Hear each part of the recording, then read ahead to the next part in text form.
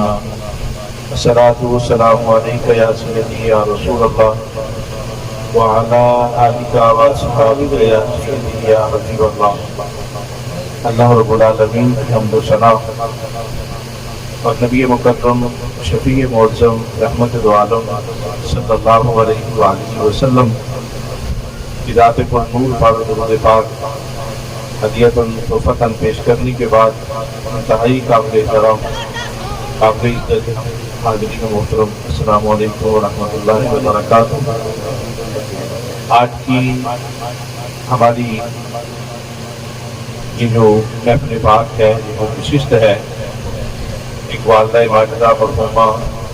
مغفورہ کی روح کے شرف ثواب کے لیے سجائی گئی ہے۔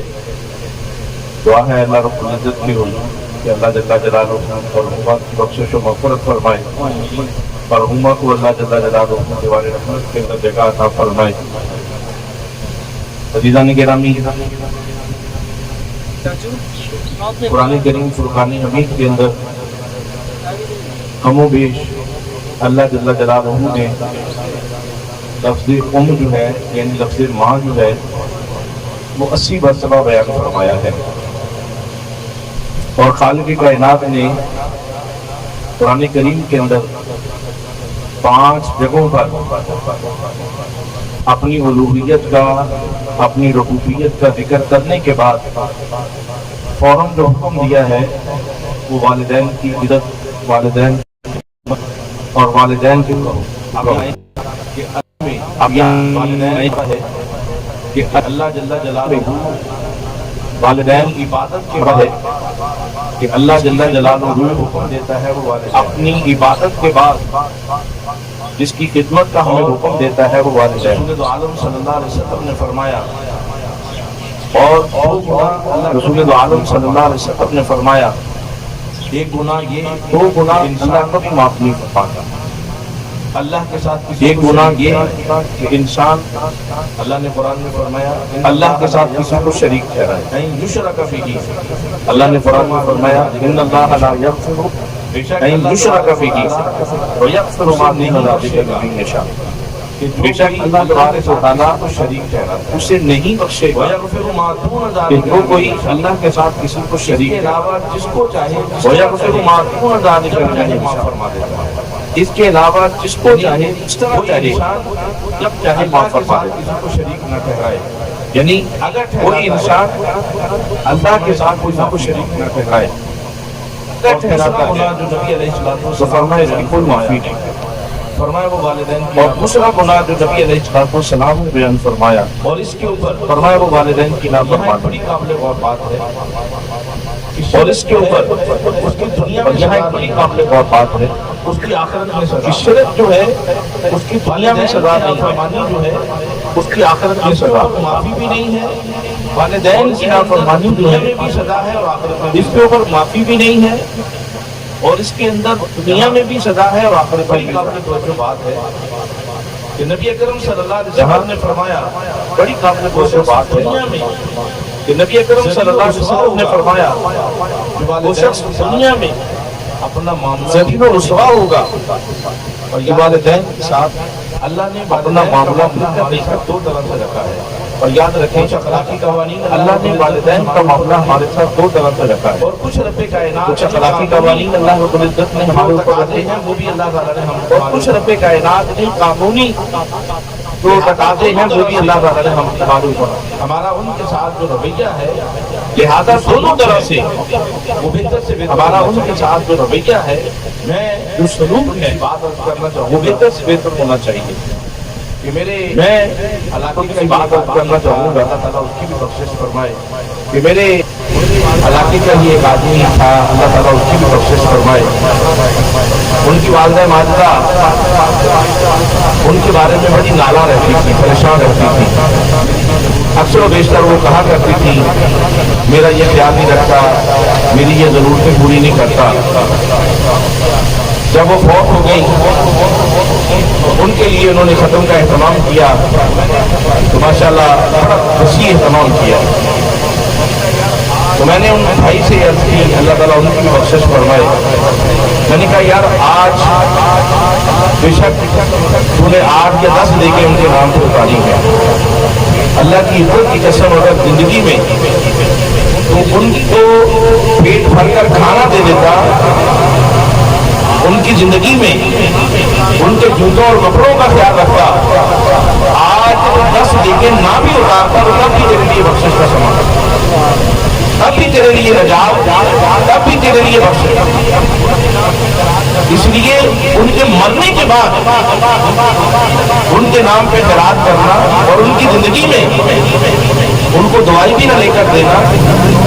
یہ لمحہ فکریہ ہے ہمارے لیے۔ ابھی پچھلے دنوں راولپنڈی کے اندر ایک خبر چل رہی تھی کہ ایک آدمی نے اپنی فالج شدہ ماں کو کمرے کے اندر بند رکھا کہ جس کا دماغ ٹھیک نہیں، کہ کسی کو متعین کر دیا، کسی ملازم کو اس کو کھانا دے دیا۔ ظاہر ہے جب بیٹے کے دل میں ماں کے لیے محبت نہیں ہے تو جو پیسے لے کے کام کر رہا ہے اس کے دل میں کیا محبت ہوگی؟ اس کا نتیجہ یہ نکلا اس بیچاری کے جسم کے اندر بہت سارے حصے جو تھے وہ گل گئے۔ ہمیں وہ فالج زدہ تھی، وہ اٹھ کے پیشاب نہیں کر سکتی تھی، وہ اٹھ کے جل پھر نہیں سکتی تھی، اور یہ اب کیفیت ہمارے مسلم معاشرے کے اندر آ چکی ہے۔ یہ کام انگریزوں کے تھے کہ وہ بڑھاپے کے اندر ماں باپ کو نہ موڑ لیتے، انہیں اولڈ ہاؤس میں چھوڑا ہے، انہیں مختلف جگہ پر چھوڑا ہے۔ ہمارے ہاں تو مزاج یہ تھا کہ رسول عالم صلی اللہ علیہ وسلم نے تو یہاں تک ارشاد فرمایا اگر کوئی شخص اپنے والدین کو کندھوں پر اٹھا کر بیت اللہ کا طواف کروائے، حج کروائے، تو پھر بھی اپنی ماں کی خدمت کا وہ صلہ جو رات کو بچپن میں پیشاب کرنے کی بدولت ماں گیلے بستر پر لیٹ کر اسے خشک پر لٹایا تھا، اس کا بھی صلہ نہ لے۔ ہم نے جس رسول کا کلمہ پڑھا، جس نبی کو ہم نے اپنا نبی تسلیم کر رکھا ہے، آپ اس نبی کی سیرت کو دیکھیں۔ یہ گرمی کا موسم ہے، سیدہ ام ایمن رضی اللہ تعالیٰ عنہ میرے پیغمبر کی لونڈی ہے۔ لونڈی جو ہوتی تھی وہ ملازم سے نکل کر درجہ ہوتا تھا، کیونکہ لونڈی بازار سے خریدی گئی عورت ہوتی تھی۔ یا میدان جنگ میں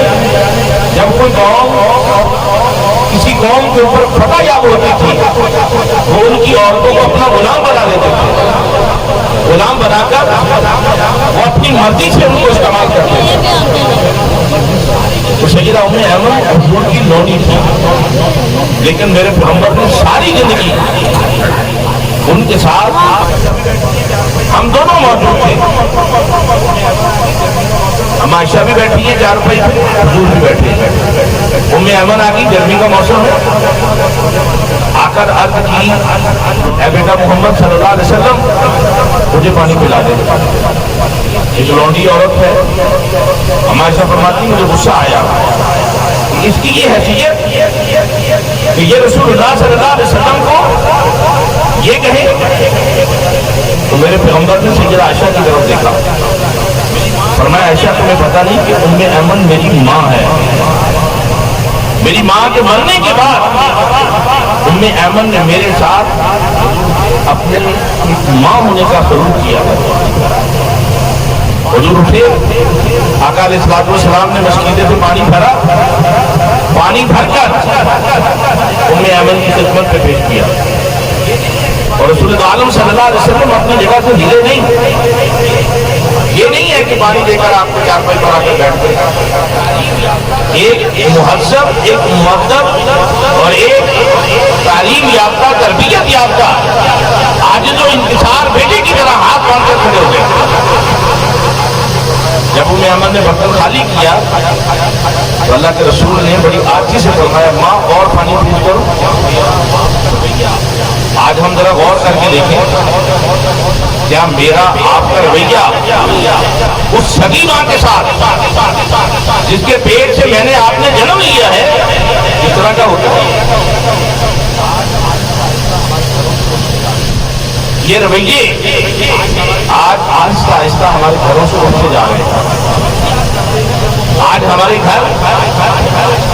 ماں باپ کو فقط اس وقت یاد کرتے ہیں جب وہ فوت ہو جاتے ہیں، پھر ہمیں ان کی جدائی کا پتہ چلتا ہے کہ ہم کتنی بڑی نعمت سے اور کتنی بڑی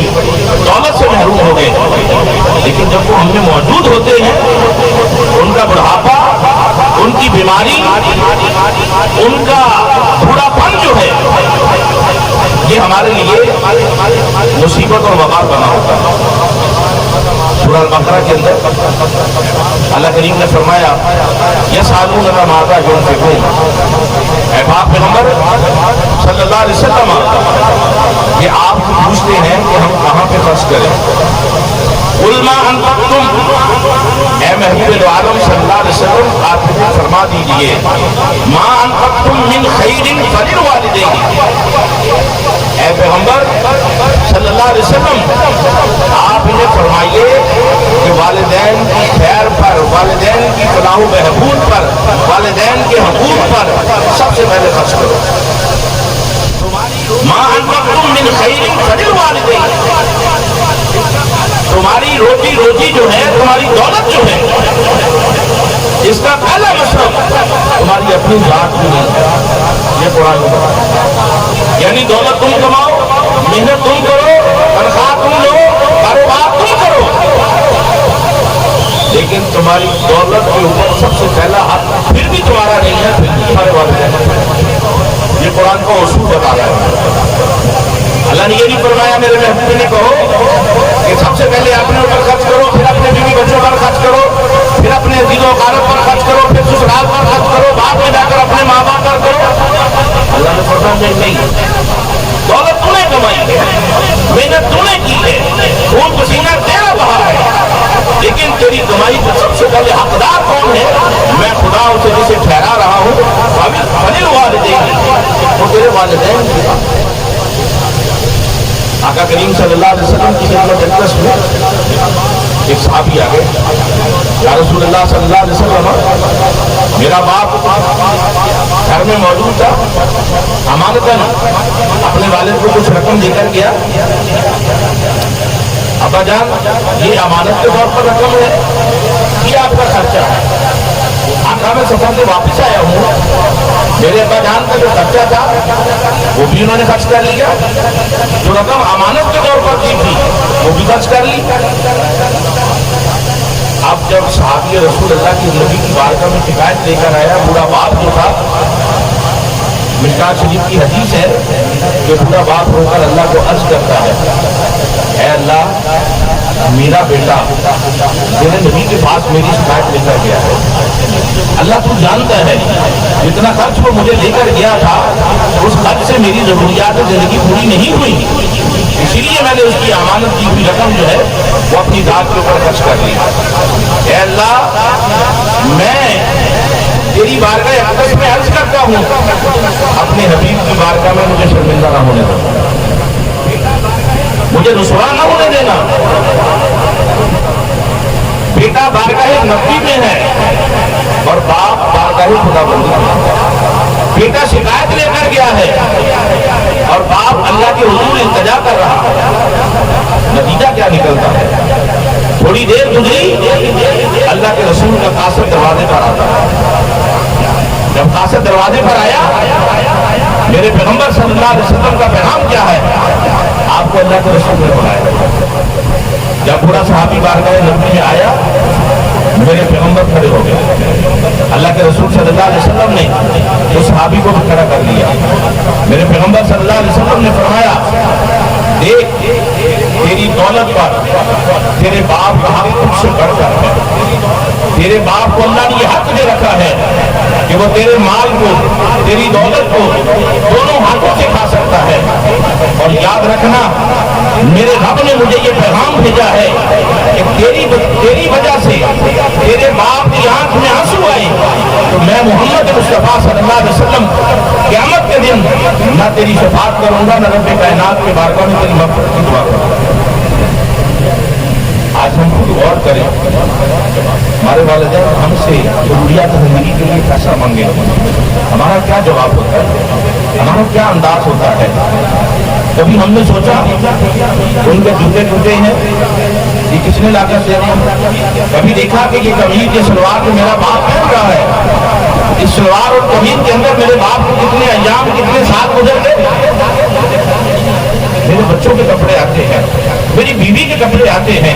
میرے گھر میں نہیں آتے تو میرے باپ کو میری ماں کو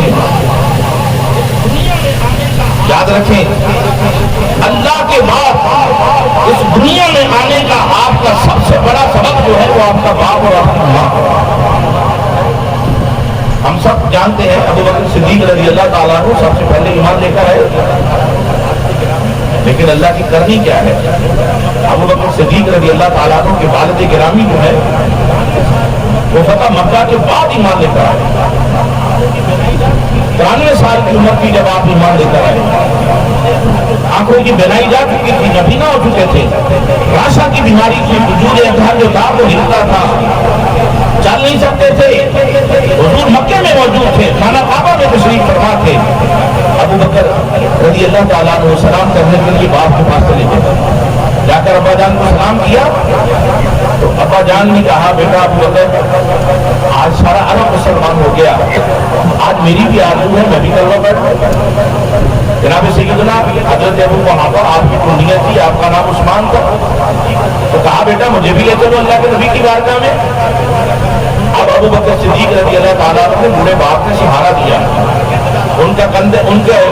بازو کو اپنے کندھے پر رکھا اور اپنا ایک بازو ان کی کمر کے گرد ڈالا، سہارا دے کر بیت اللہ کی طرف لے کر آ رہے ہیں، جیسے مجھے یہ سامنے سے بچہ نظر آ رہا ہے۔ اسی طرح اللہ کے رسول علیہ السلام نے دیکھا کہ ابو بکر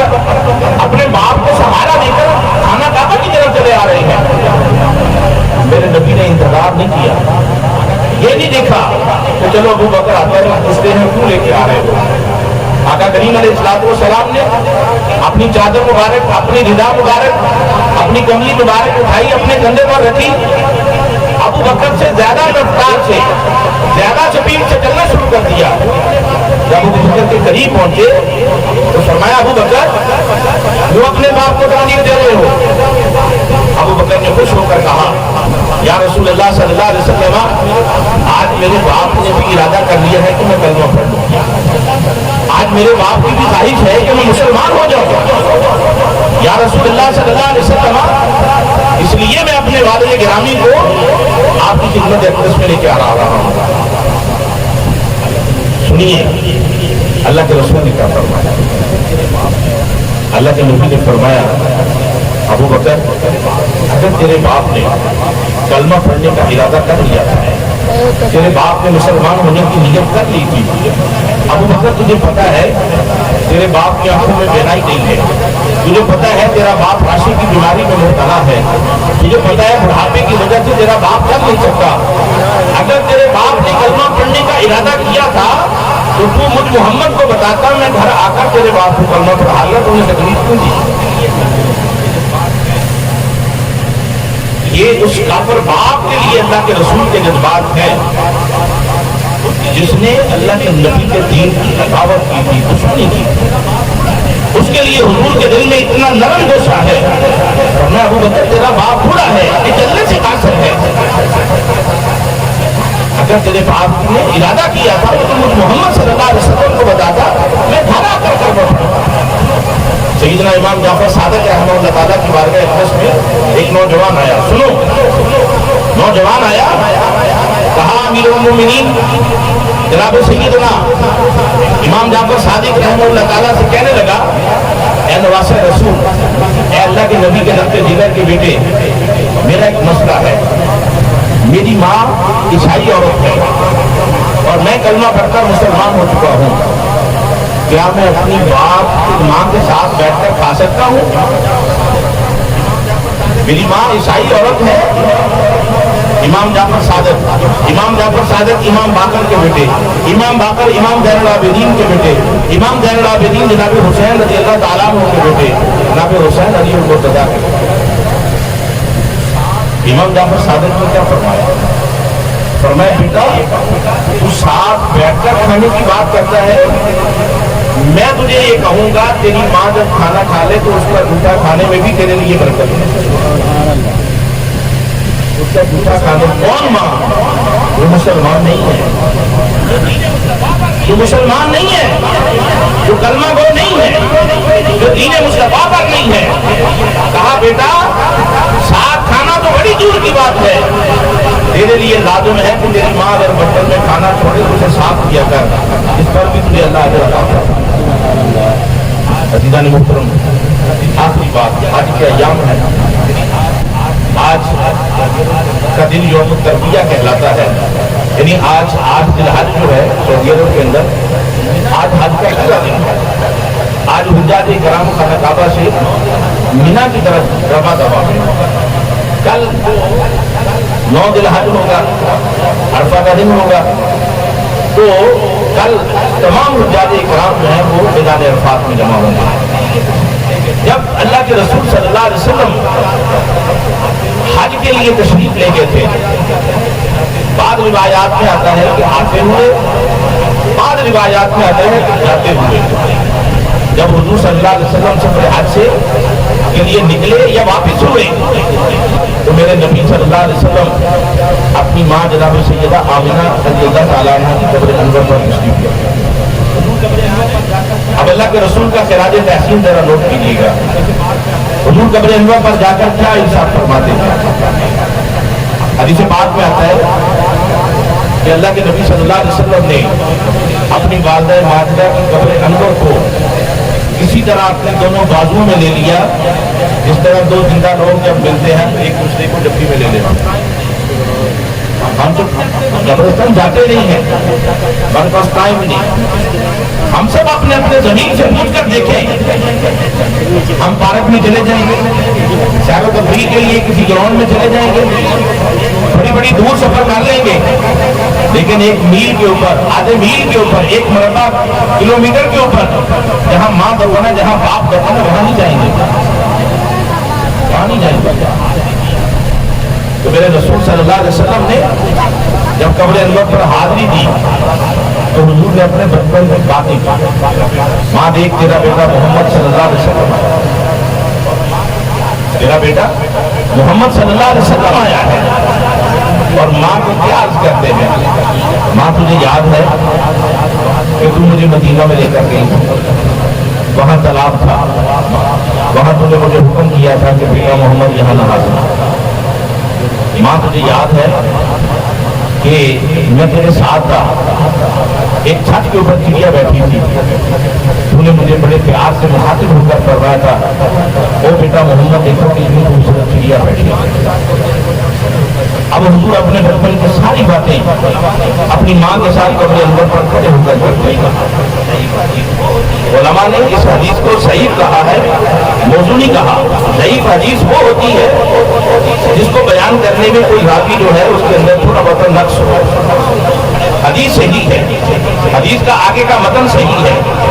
اور وہاں حضور کھڑے ہو کر ایک دوسرا پھر ارشاد فرماتے ہیں، ماں